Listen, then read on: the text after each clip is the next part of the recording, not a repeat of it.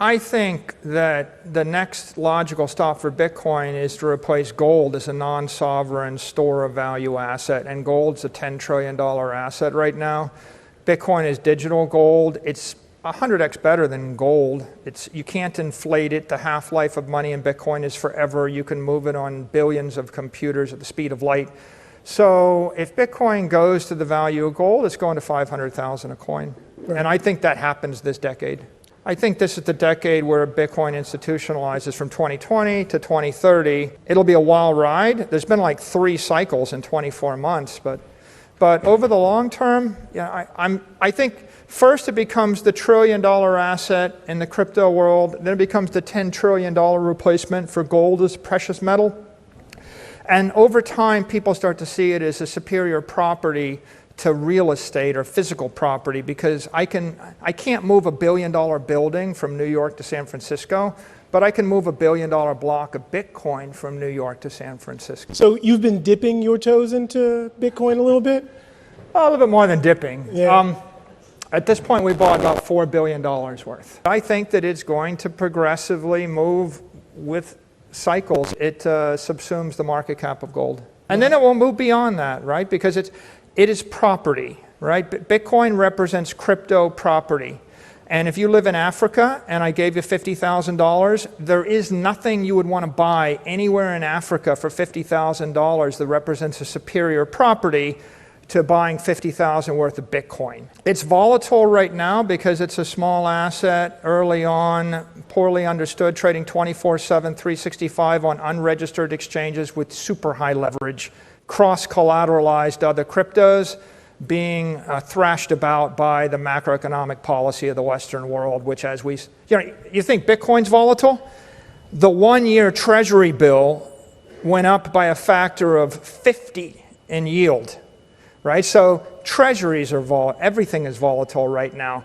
I think that when it's 10 times bigger, it'll be much less volatile. When it becomes 100 times bigger, it'll be a lot less volatile. If you believe that Bitcoin is an instrument of economic empowerment, that is a way to give property rights to everybody with a $50 Android phone on Earth, and give them something they can own that can't be debased, that they can carry with them the rest of their life, give them property which gives them pari passu rights. If you live in Nigeria right now and you own $100,000 of property in Nigeria, and it's Bitcoin, your Bitcoin is no different than living in Manhattan. You have the same rights, the same economic interests. But if you have a $100,000 house in Nigeria, it's not the same as a $100,000 house in Westchester, New York.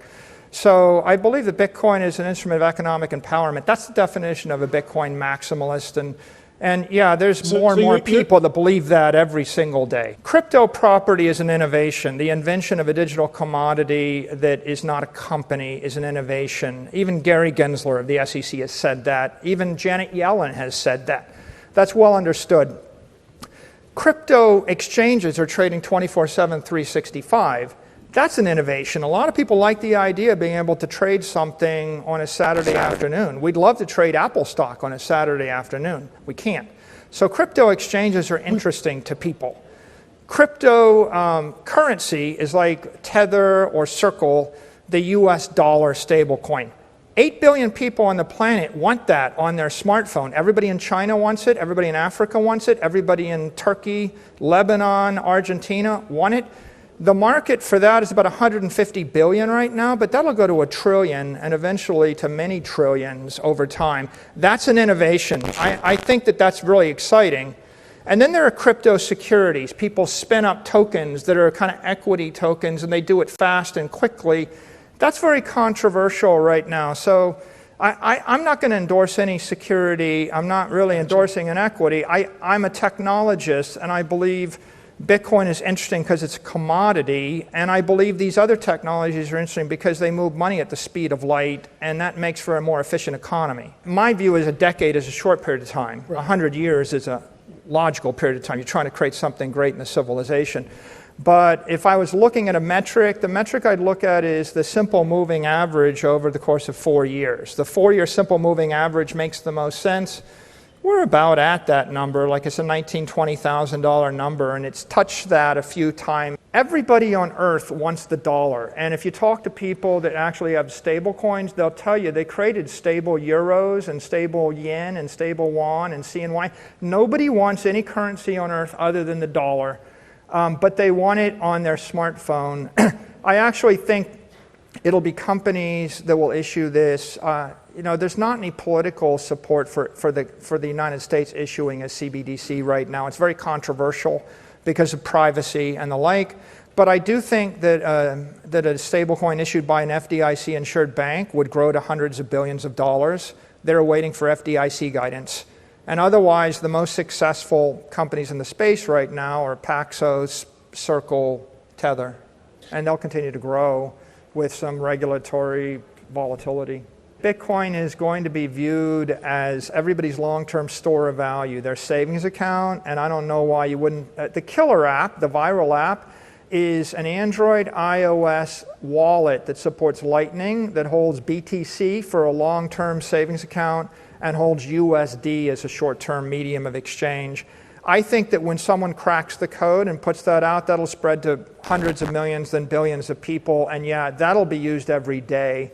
But the US dollar won't go away. The thing that's going to go away is the weakest 100 local currencies. Everybody's going to dump those local currencies, roll into the dollar. The dollar will be used as a medium of exchange every day. Bitcoin will be used as a long-term store of value for people that want to protect their money and give it to their kids. And Bitcoin is digital property. I view it as digital energy, digital money, digital property. It's a very special thing, this idea that you could buy 1/21 millionth of all of the energy in a decentralized network for all of eternity, right? So what we did is we bought into this thing, and we ended up over the next 24 months, we raised $2.4 billion in debt at a blended interest rate of about 2%. Junk bonds are 8% now, so we got extremely cheap money. At one point, we did a 7-year bond issuance where we raised $1,050 million at 0% interest for 7 years. So we took advantage of cheap debt markets to raise $2.4 million in debt. We raised $1 billion in equity, and we put it together with about $600 million of equity that we had, the cash we had. We bought Bitcoin, and we converted the company from an enterprise software company that's a cash cow, low growth, into 1 part enterprise software company and 3 parts cyber real estate trust, where we're just holding digital property. And the reason that was useful to the market is there are lots of public investors that they'd like to have Bitcoin exposure, but they can't buy it from their own prime brokerage. They can't custody it. Their charters don't let them hold it. It's a commodity, and they have to buy securities. And their tax consequences of holding a commodity are a problem. So they wanted to hold Bitcoin exposure from a publicly traded company trading on the NASDAQ that's going to solve the custody issues. There's an accounting issue. FASB treats it an indefinite intangible. So if you hold it as a commodity, you can write it down, you can never write it up.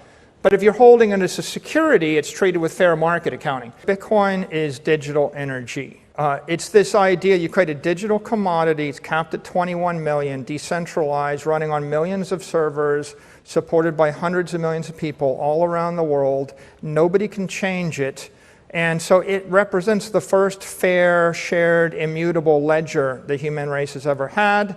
It also represents this singularity where we finally put energy or money or property or matter into cyberspace.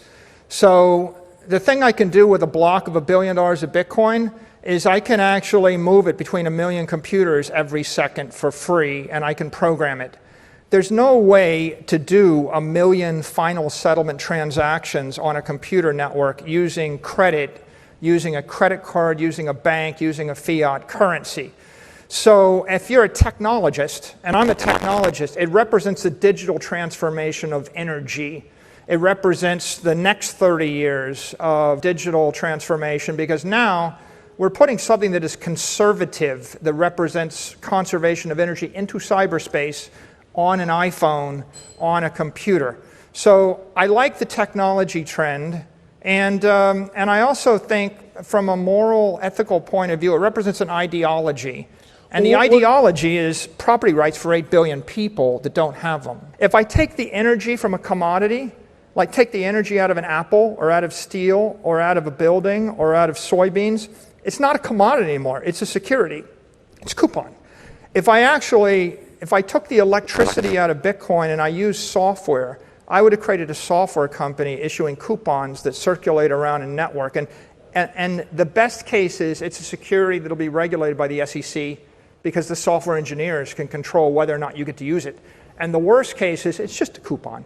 And so the electricity in the Bitcoin network is the price you pay to have a commodity.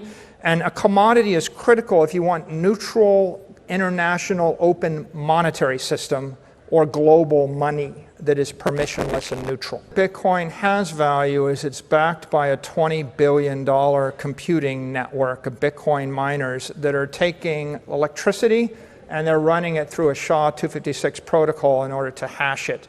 And that $20 billion worth of electricity every 4 years, it's like $5 billion of electricity a year, and that $20 billion of hardware, that represents the network that decentralizes Bitcoin, secures it, keeps you from being able to hack it, and makes it impossible to kind of cheat it. Now, the innovation here is the creation of a digital commodity as opposed to a digital security. It's very easy to put a coupon or put a security on a database. There are 100,000 coupons. There's 100,000 securities. They all ultimately require a bank, a company, a government in order to run them. But if I wanted to create something that is scarce and desirable for the next 100 years, and I don't trust the CEO, I don't trust a company, I don't trust a bank, I don't trust a government, I don't trust a city, I want it to transcend all those things, I somehow need to come up with a way to run the network that doesn't use software. And so the Bitcoin network runs on proof of work, and it converts that electricity into a block of digital energy, which is secure, potentially for the next 1,000 years. And why is that important?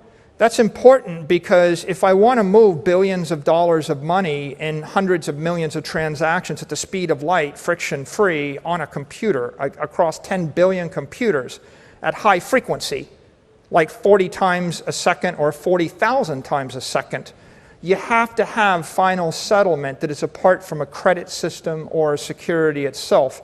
So that's what Bitcoin represents, and I think it's quite profound.